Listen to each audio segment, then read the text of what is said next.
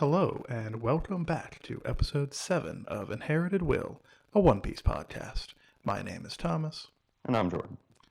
And we are a weekly One Piece podcast discussing that week's manga chapter, any news of the week, and a reread of past chapters.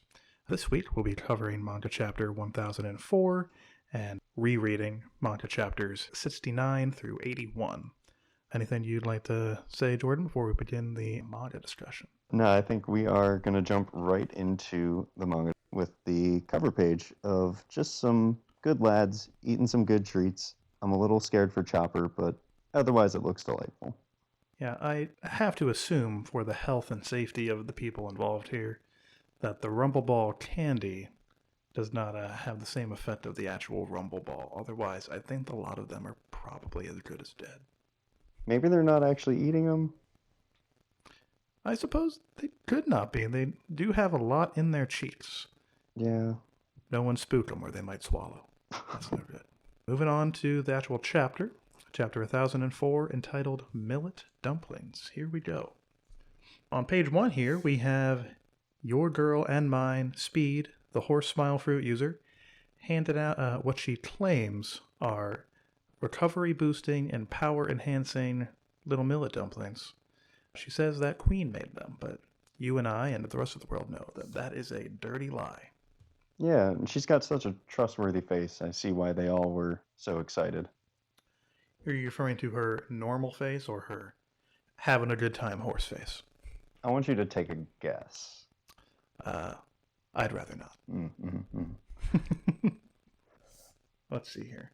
I think we've seen this gorilla-fisted man, but he in particular is very hyped up about recovering quickly. And even the gifters, the not-so-buff, I guess, smile users, the tier below them, they also get a taste. So they're pretty hyped up about that as well. It's the perfect ruse. Indeed. On the following page, we get a little bit of a taste of how Otama came to be in the battlefield in the first place.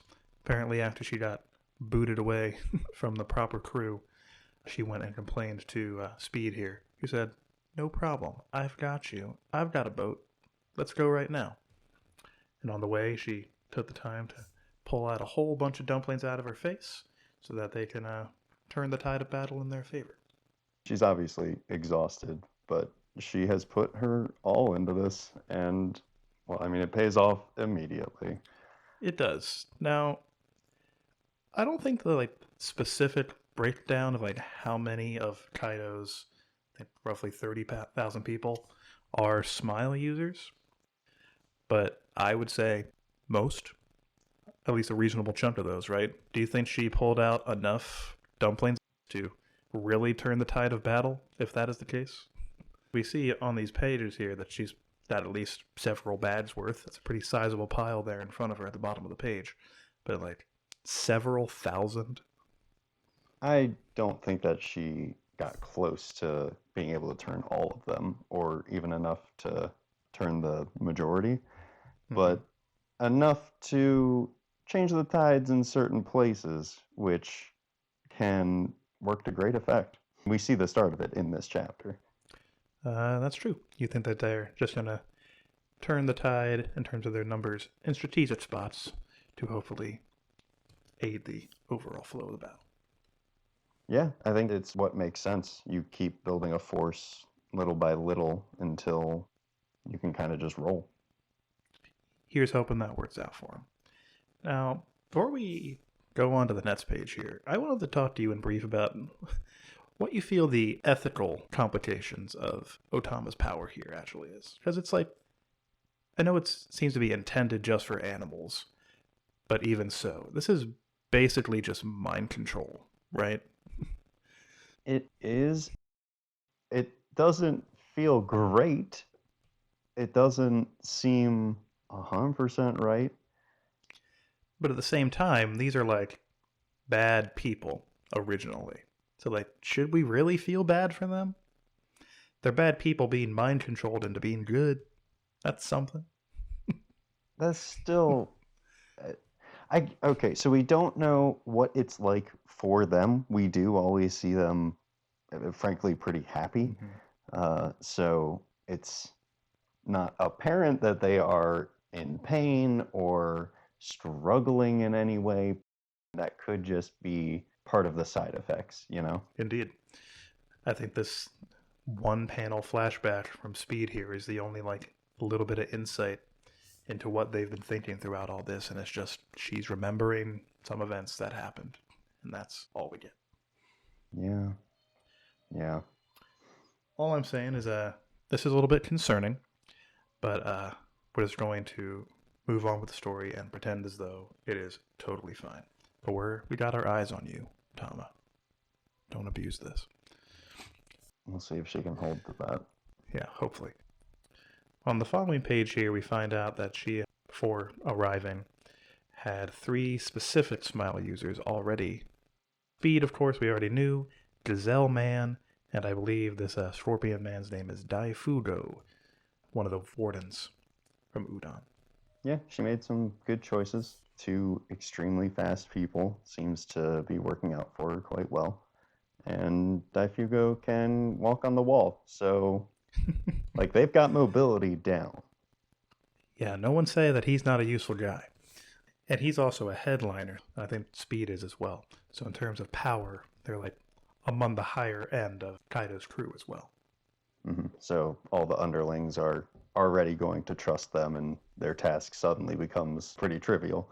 Indeed.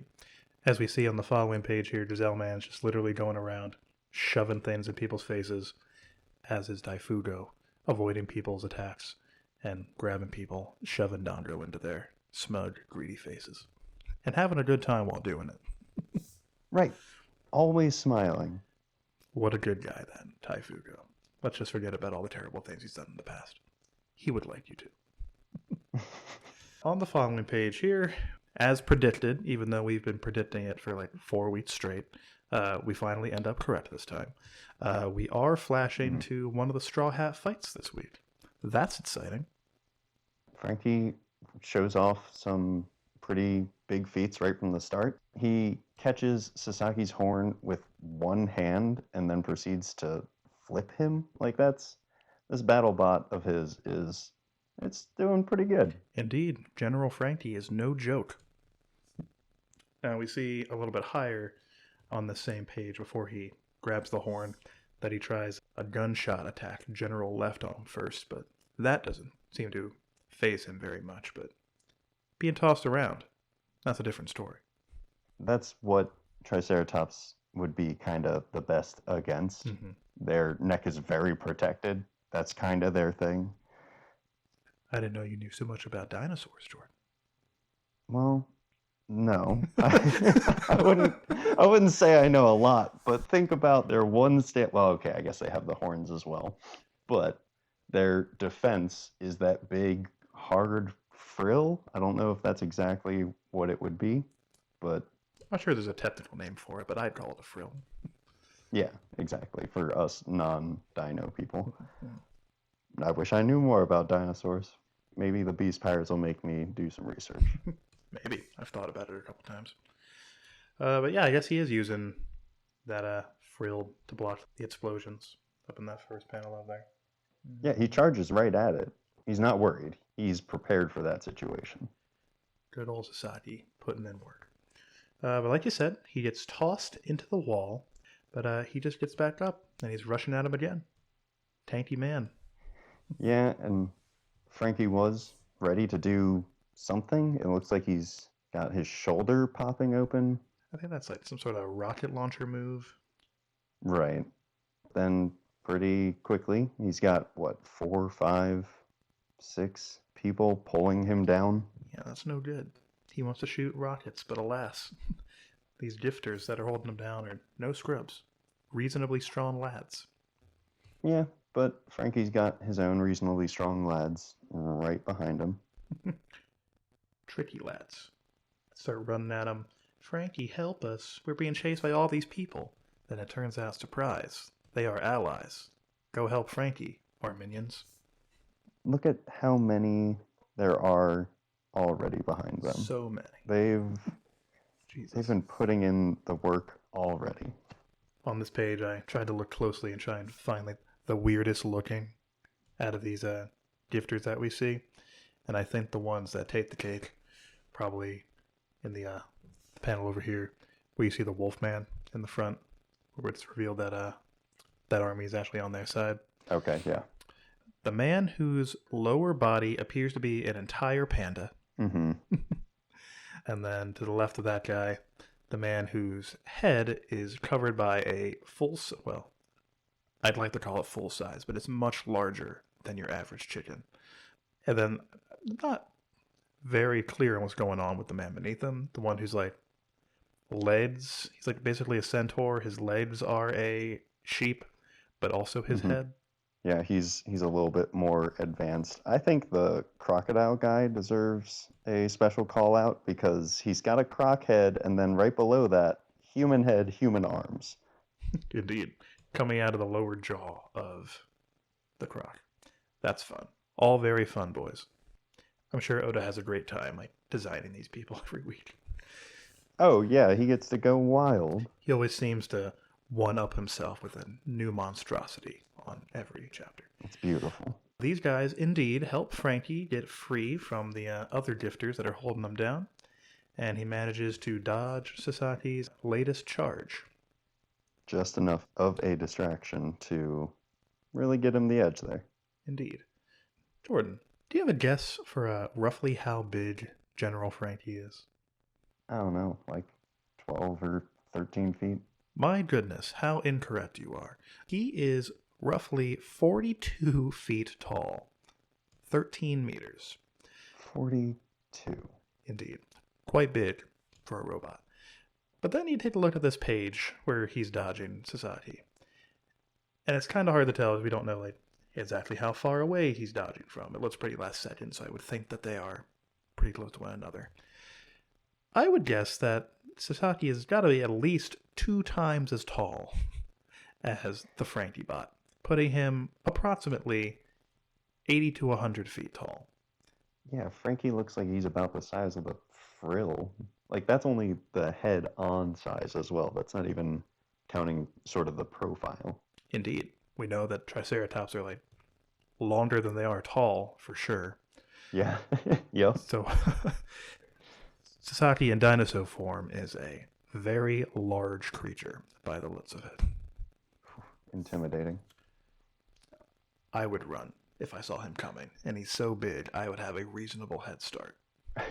If you turned, you'd probably be okay. I don't think he's going to be able to change acceleration that quick. Here's hoping. Then on the following page here, we find that Alti has caught up to Nami and the gang, and is about to deliver a pretty nasty additional headbutt.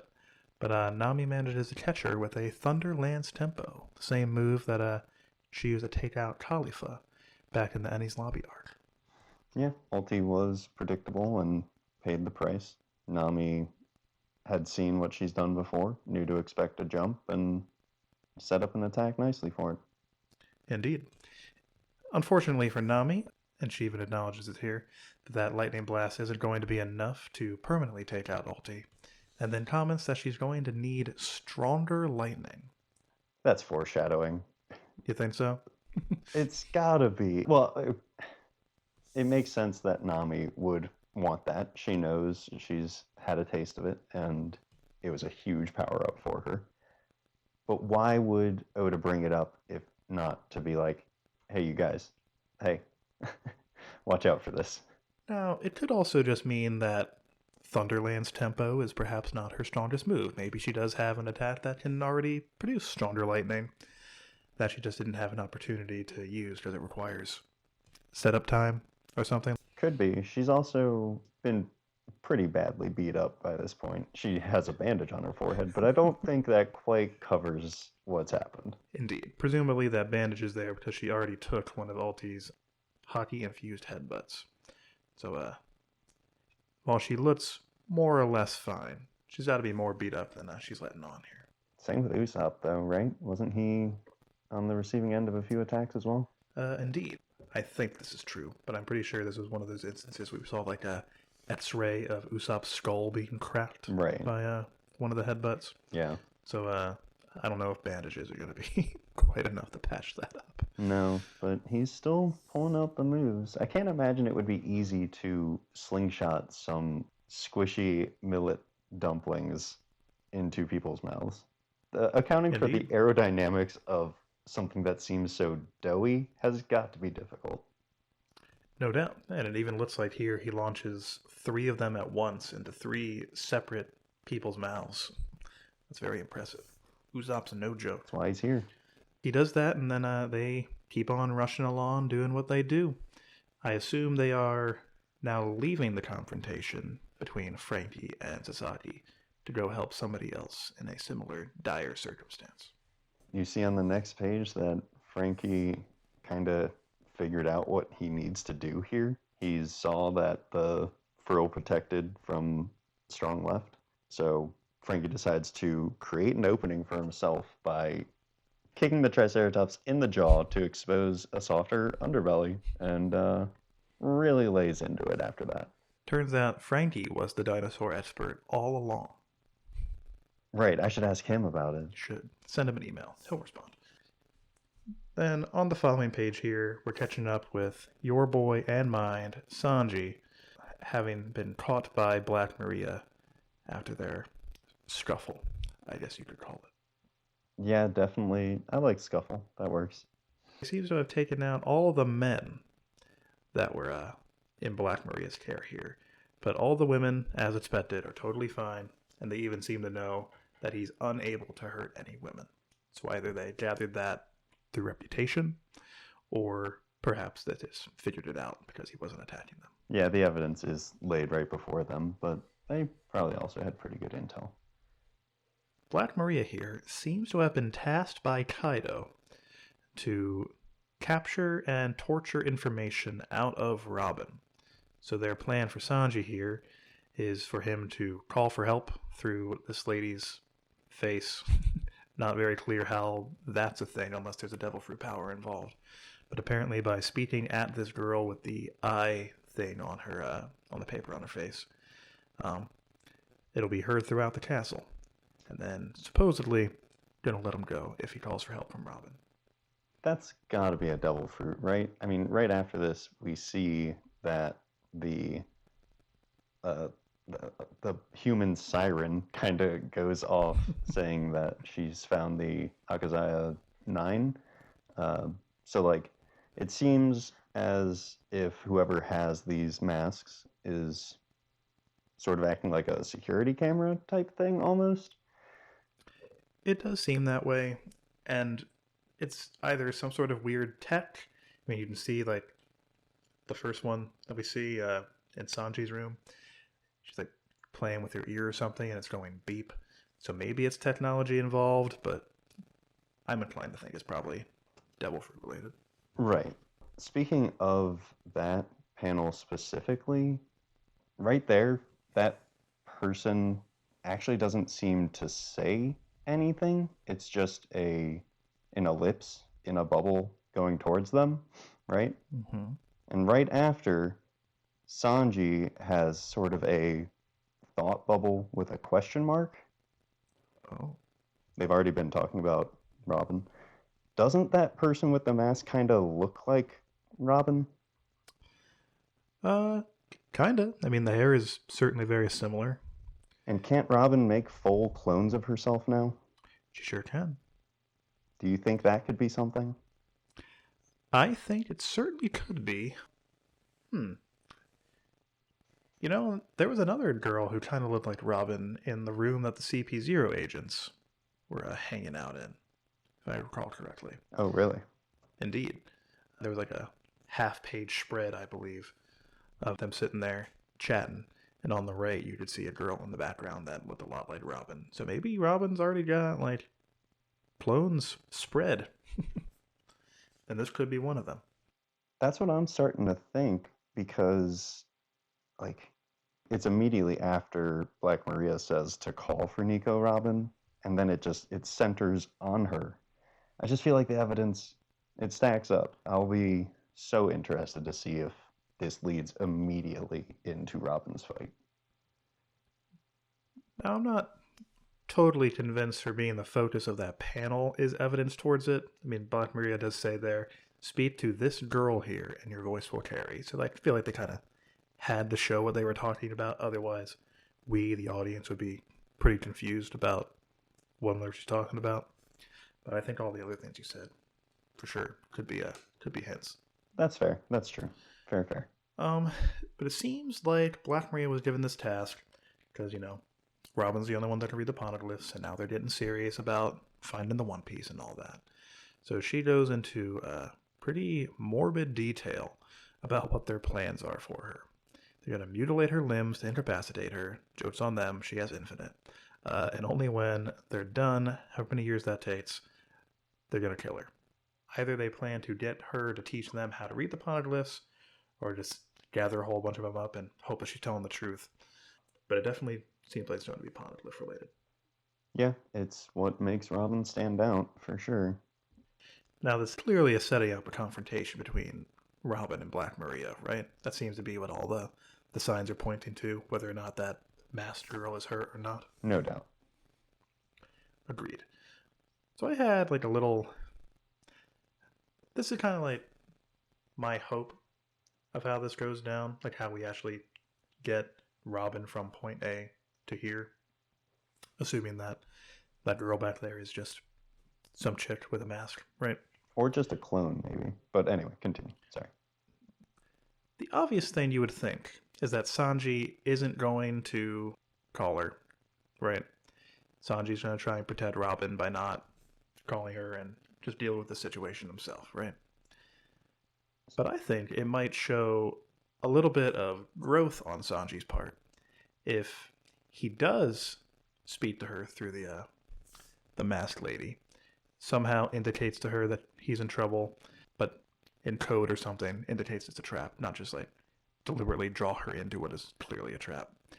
Because Sanji trusts, in my scenario that I'm dreaming up here, that Robin will be able to handle herself, right? And then if they keep their word, he'll go free to make himself more useful somewhere else. Now, Sanji doesn't have any reason to believe that these people actually will set him free. I'm inclined to think that they probably won't, even if Robin shows up. But I think that situation might show a little bit of a growth on Sanji's part. Yeah, it would show a deepening of the bond between him and his crewmates. He sees that this is a definite shortcoming he has, and he knows Robin can handle it. Even though we've only seen Robin do like 2 actual fights. Yeah, but he straight up says, underestimate her at your own peril. Indeed. I agree with you. I was just kidding. Yeah, I know. After that, another person with the mask points out that they found the samurai.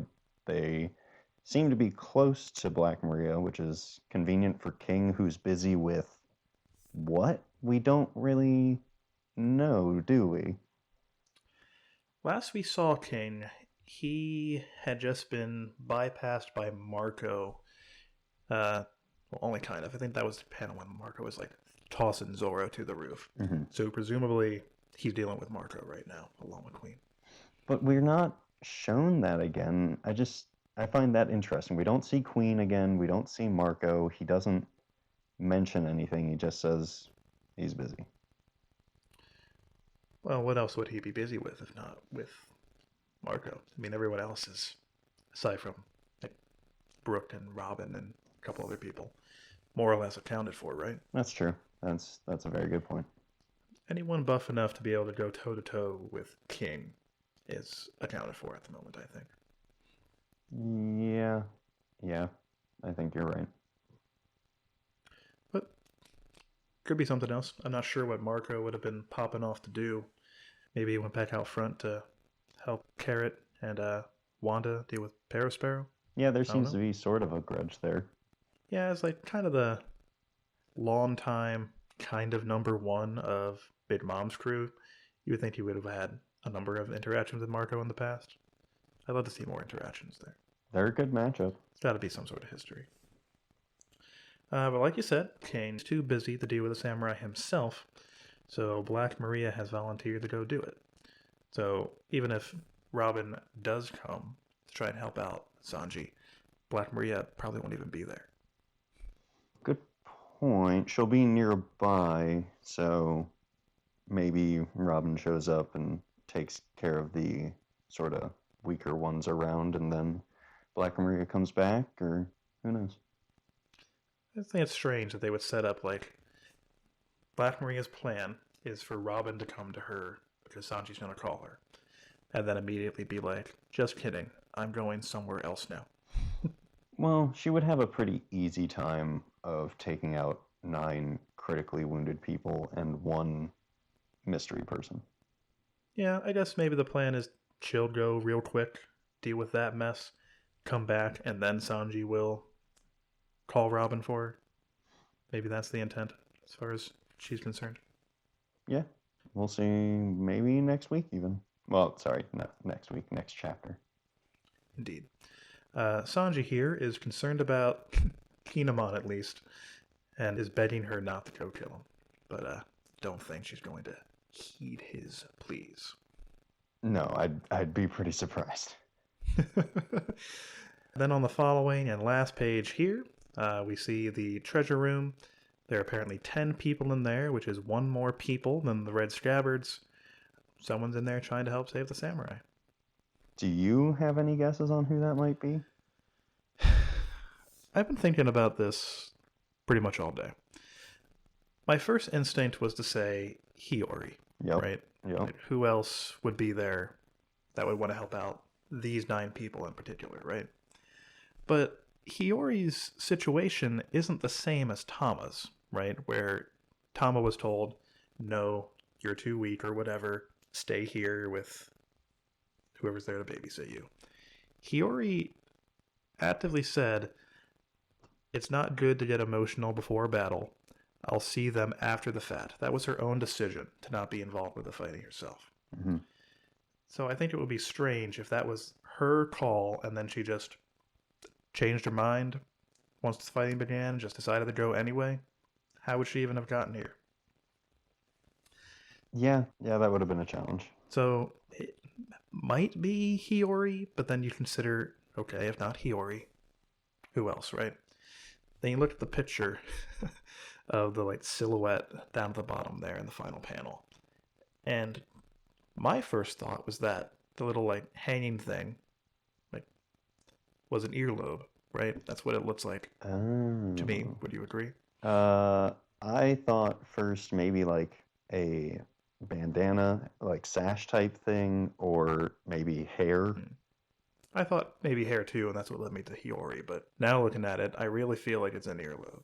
Earlobe does look like it could line up, that's for sure. Do we know anyone with super droopy earlobes?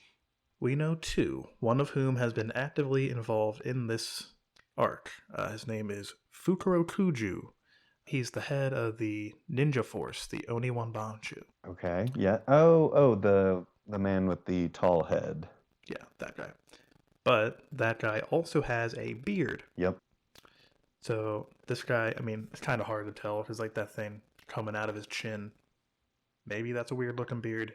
I don't think so, but he does look like he doesn't have a beard. But then the fun, hot theory of the day has been that this is Eneru. This is the man himself coming down from the moon, for some reason getting involved with a fracas on Wano. Okay, I would love to see that. I'm into more content of that guy. That seems ridiculous, though. Agreed, especially when you look at the panel directly above this. Next to Kinemon there, you can see this person, presumably. And Eneru has that big taiko drum thing coming out of his back.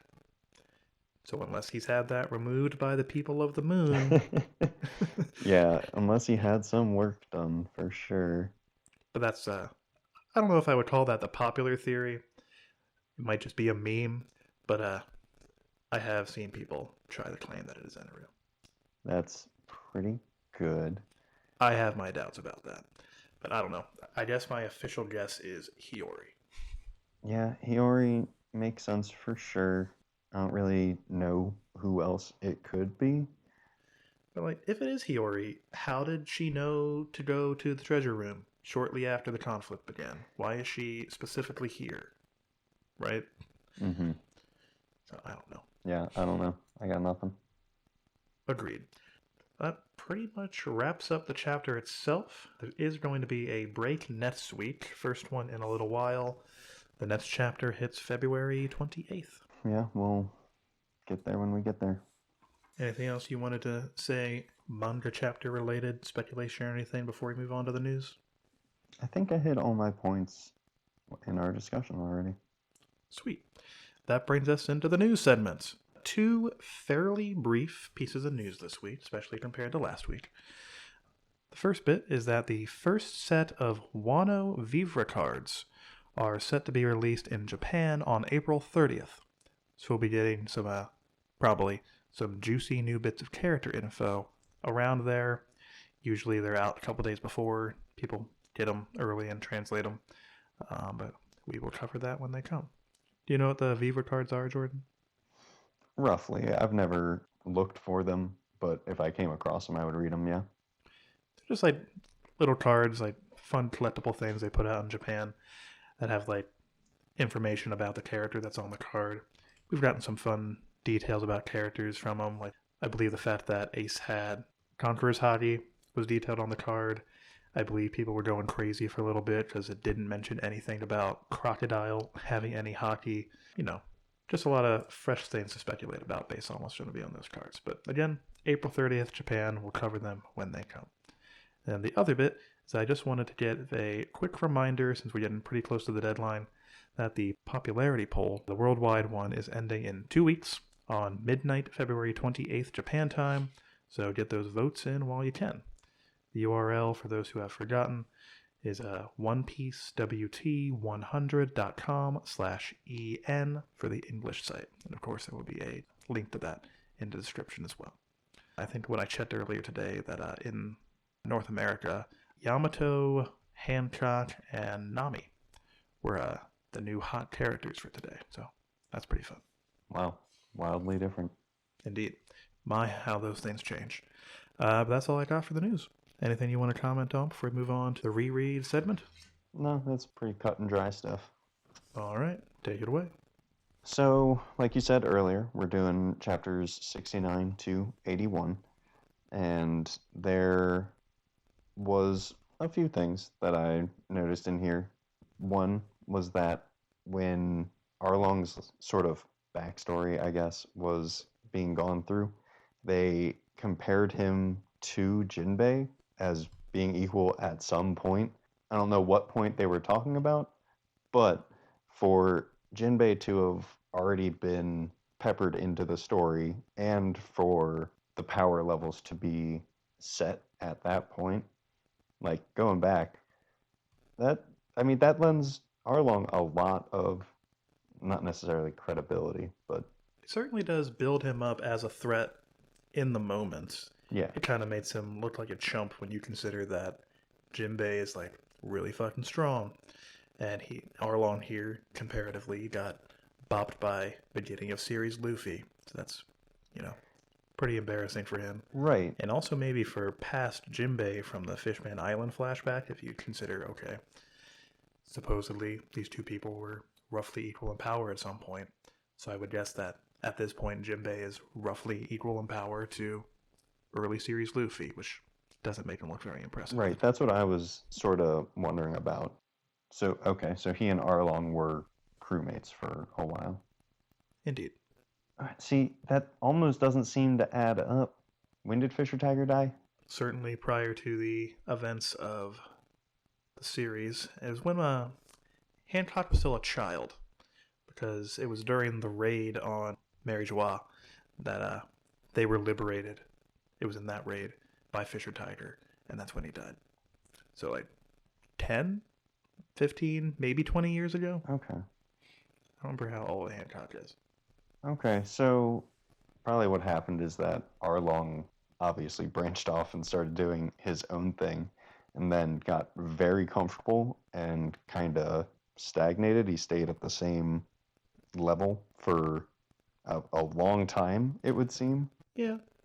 Mm-hmm. So the whole power comparison thing, I guess, just is very old, outdated information. I mean, he's been resting on his laurels, just occasionally flipping a few houses for, I think, 8 years is when they said Arlon showed up in this particular island. So clearly no competition for him here. He's got his goons to take care of the occasional Navy ship that tries to cause problems with his empire. So I think the stagnating and weakening theory is a pretty good one.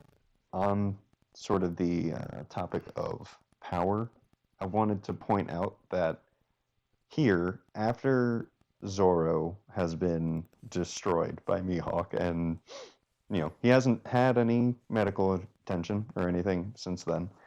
After all of that, he rolls up and he takes out at least 10 fishmen with one sword. That's true. Yeah, he's very strong, even while injured. Even if they're just kind of the lowest of the low of Arlong's crew, they're still fishmen, which have canonically been described as having the strength of 10 regular men. Mm-hmm, mm-hmm. And we know that Zoro's at a disadvantage if he doesn't have all 3 swords. So that kind of... It almost made this feel a little bit more... like a little bit more trivial than I know it turns out to be. It sets it up like it's going to be no issue, just blow right through it, which is interesting because we didn't get it here, but we know that that's not exactly how it goes. I suppose that's true. I mean, in the world of One Piece, the average moot is just like roughly the same amount of strength as like real life people, I would guess. So the fact that Zoro can take out people 10 times that, in theory, again, is pretty impressive, especially when you consider that this is like maybe a couple days, to be generous, after he got slashed real hardcore by Mihawk. Mm-hmm. But we know just how different the strength can be between a random mook and someone powerful like Luffy, right? And that's just humans. So I would imagine that the same is true for fishmen. So, like, I don't think it puts Arlong and them as, like, less impressive just because moots of the same race got bopped. You know what I mean? Sure, you're saying it's, like, exponential, almost. Kinda, yeah. Yeah, I hear you. The power range within humans is very vast, so I think we should assume the same is true for fishmen.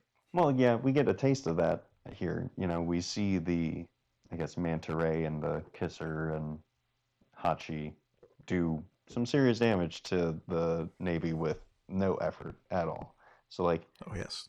Very scary in the water, those fishermen. Yeah, we see that, of course. Oh, that's also a good point. They weren't in the water when Zoro took them out, and he did surprise them. So I guess that evens the playing field a bit more than I originally noticed.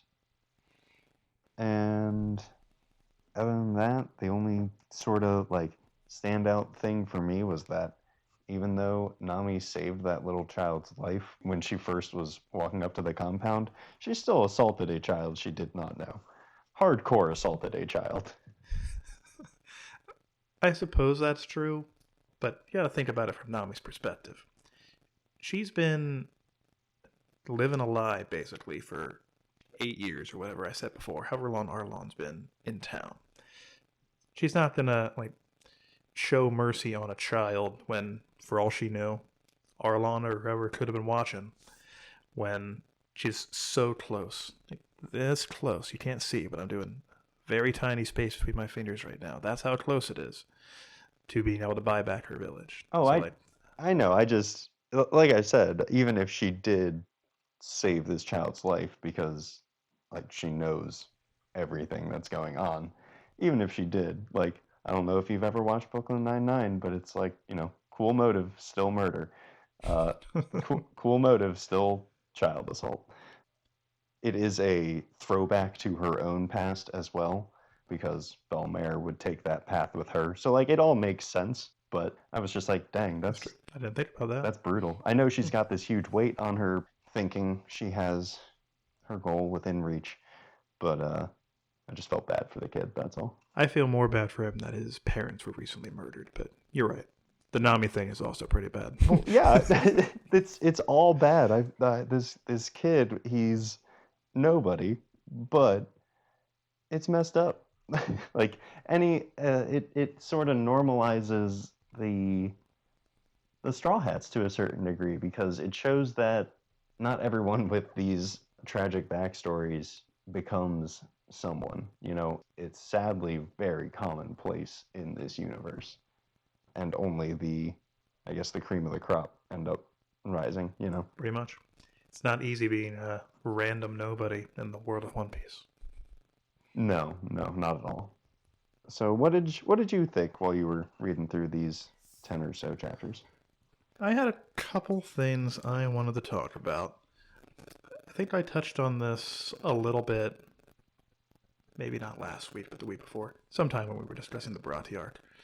I brought up that in the future, Zeph was going to tell Luffy that some people call the Grand Line paradise, Mm-hmm. which indicates that perhaps, we don't know for sure, but that makes it seem to me like he was indeed a New World pirate, since that is what those people call the first half of the Grand Line. Right. He either was one or was in close contact with one often. Indeed. That little interaction actually happens at the beginning of this set of chapters. So I just wanted to readdress it in brief. That way people don't think I'm a crazy man. It really happened, I promise. Shortly after that, though, we get the first mention of not only the 7 warlords, which Yosaku goes into a little bit of detail on, but also the 3 great powers that balance the Grand Line. The only one he discusses in detail is, again, the 7 warlords. But this is the first time mention of 3 balancing powers has been mentioned in the series. Remember what the other 2 are? It's the world government and either the Tenryubitu or pirates. I don't remember. The last one is the Yonko. Yonko, yeah. So the 3 of them in the New World kind of form like a tightrope balancing act, kind of keeping the others in check. But only kind of, because like 2 of those factions are like allied with another. Not really sure how it seems to make sense, but they claim that it does. And then this was something I thought about while you were talking about Jinbei earlier. Even though Jinbei is, I think, the last of the original 7 warlords to be actually shown in the series, he is the second one to be mentioned. So that's a fun little nugget. That's a strange path for him, for sure. Indeed. Then I wanted to talk about the little scene before Zoro slaughters all the fishmen there.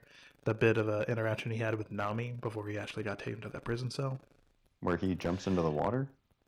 That's the one. I was reading back through that, and I was not surprised exactly, but I took note of that's kind of like one of the early indicators of how perceptive Zoro can be. Just Nami's standing there, telling him to his face, "Surprise, I've been a bad lady all along," right? Mm-hmm. But then early on in that conversation, Arlon says something about Bellamere, her adoptive mother, right? And for a moment, for one panel, her face changes, right? Yes. Zoro catches that and started to suspect that she was lying about all this, starts calling her bluff. Even to the point where, had he been wrong about that, had Nami indeed been the bad person she was claiming to be, he would have just drowned and died. So that's how sure he was about this observation he made. Right. To us, it seemed like a risk, but for him, it was a sure thing. I guess so. Meanwhile, all throughout this chunk of chapters, Nami does care about Luffy and company, but she has to pretend otherwise to protect both of them from, well, she perceives that she has to protect them. Turns out, not so much. But to protect them and Kokoyashi Village from being, wiped out by the Arlon pirates. So Nami's got a lot of shit going on in that brain of hers throughout this entire arc. It's rough being she. She is doing the same thing that she has always done. With these people she meets out of nowhere now, but is obviously drawn to. And she's doing it, out of like almost compassion. She cares for them and doesn't think that they can handle what she has been dealing with for 8 years. Indeed. And I think that even if she does maybe a little bit suspect that Luffy and the others can maybe take out Arlon, she certainly doesn't know for sure. So she doesn't want to mess up this almost done 8-year-long operation she has to buy her way out of the situation she's been in. I don't think that's a risk she was willing to take at that time. No, right up until she... Has to, pretty much. Well, yeah. There's no other choice. Quite. I don't know why I placed this in this placement on my note sheet here, but I did note that Oda dedicated an entire page to a gag with Usopp shooting a rotten egg at those fishmen when they were chasing him out of Kobayashi Village. It was a nice little, just a snippet of humor to break up all the heavy flashbacks and the destroyed towns, and yeah, it was nice to see. Indeed. Need a little bit of comic relief in there every now and then. I also wanted to note that the Buggy cover arc ends in this chunk of chapters. It's the first cover arc we get, and it ends here. Reading weekly, I think you noted this when they first started, Jordan. But you wouldn't realize that woman that's been palling around with them is Alvida. Right. But I think it's interesting just how far that group goes from this cover arc where they've been messed up by Luffy. His body parts have been scattered everywhere. And nowadays that man has gone so far that he is not anymore, of course, but up until recently was a warlord. One of the scariest dudes on the sea. Yeah, it's why Buggy's one of my favorites. He stays just on the edge of the spotlight, Every now and then we're reminded that he exists, and frankly that he's doing a pretty good job. He's doing it in a very unconventional way, but he's sticking around, he's doing fine, putting himself in correct positions. He's very lucky, for sure, don't get me wrong. No doubt about that. But he is persisting, and I think that's what I like about him. Well, I like a lot of things about him, but that's one of them for sure. Oda said in one of the SBS in this chunk of chapters that if you like Buggy or Django, it means that you're seriously ill. I did see that. I was hoping you wouldn't bring it up, because I certainly wasn't planning to, but, thanks for outing me. You've been called out. Turns out Jordan is a sick, sick man. You heard it here first. We already covered that fishmen are scary in a sea battle. I did also want to talk about the Nami flashback a little bit. Okay. And how fucking sad it is. Yeah. A real bummer. Yeah. It's good to see that Nami, I was going to say has a good role model, which feels wrong, but I think I'll actually stick with it. Because as much as she took Belmare's negative traits, she also took a lot of her positives. And for the very short period that we get of Belmare, she shines so much. Mm-hmm. She is a badass woman that just, she knows what she wants. She's definitely prepared to do whatever it takes to make it happen, and isn't afraid of pretty much anything. So sure does seem that way. I've seen complaints in the past, people calling Bellamere a literal idiot for admitting that she had kids, but considering all the buildup that had taken place up to that point about how closely she feels about these children, even though they're not blood related, I think it ends up a pretty touching end for her. I mean, yeah, she could have just said no, continued to live, and then her kids would have been off wherever. But that wouldn't have been good enough for her. She would rather die than admit that she didn't have kids. It's all about what she said in the end. She can't even deny it. And after what had presumably very recently happened, where, Nami had almost a small existential crisis type thing, anxiety attack, maybe, I don't know. I think that was literally that same day. Right. So, with that having just happened, all of these emotions are still running super high, and she's an ex-Marine. She's got these standards. She doesn't like to be pushed around. All of these things add up, and, imagine how weak of a point that would have been if she would have just rolled over right there. Agreed. Yeah. Would have been nothing. It would have defeated the whole purpose of everything. Like you said, the build-up is undeniable. Would have really contradicted everything we had seen about Bellamere up until that point. Mm-hmm, mm-hmm. But moving on from the Bellamere stuff, little baby Nami really had it rough. Starting from that day when her mother was killed, right in front of her.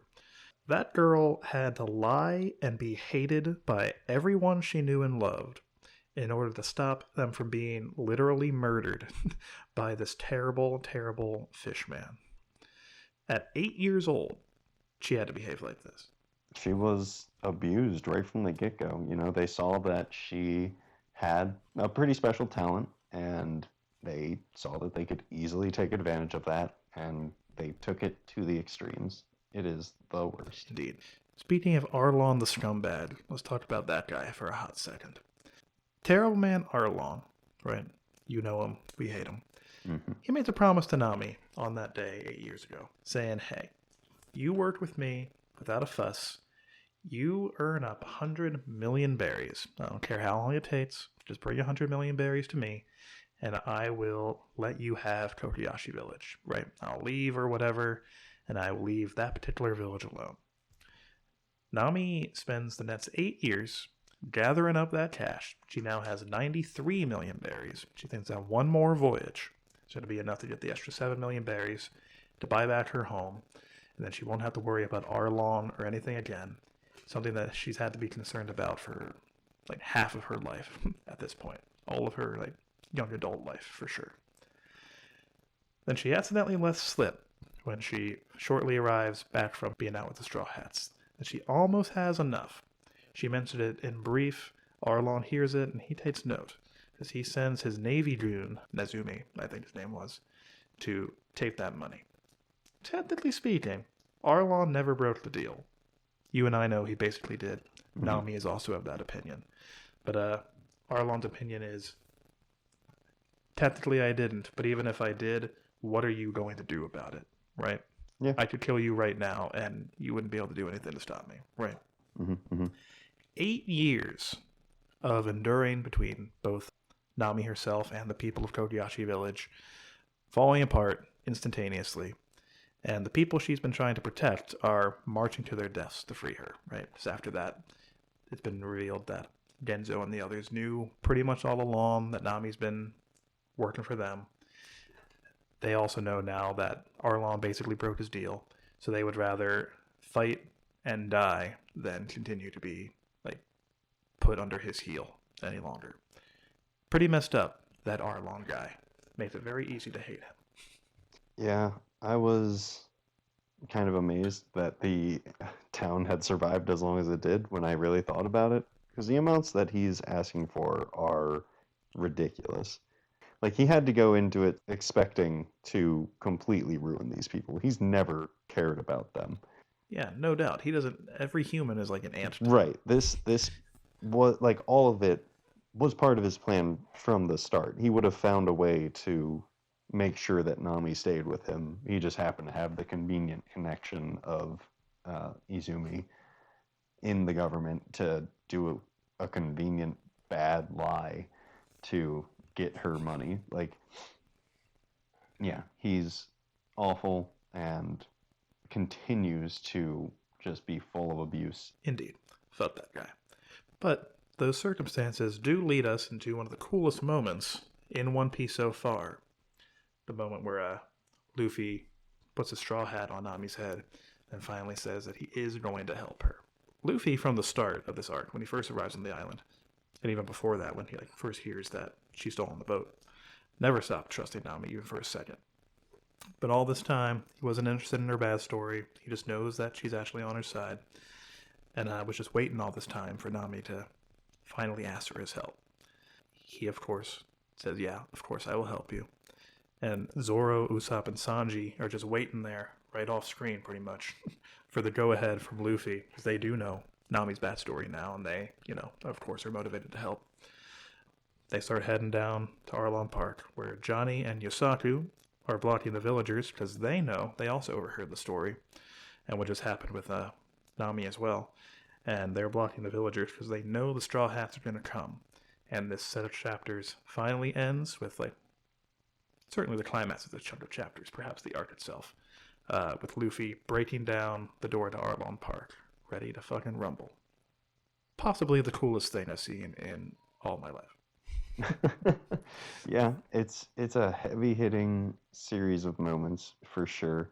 we get the immediate callback to Luffy referring to the hat as his treasure, so Mm-hmm. Nami knows how serious he is at this point, and we get that awesome establishing shot of, I think, all of the crew, because I think Nami is in that shot as well, even if she's not, battle ready or anything. Mm-hmm. Mm-hmm. We still get like it's a nice spread that just shows they're ready, they mean business. Yeah, it's good. The Johnny and Yosaku part felt really weird to me because the last time that we saw them, they literally were running away and saying, I like my life too much to go against Arlong, and they explain it by saying they were in the woods, but the story hit them just as hard as it hit me, obviously, for them to be turned by it. I don't know.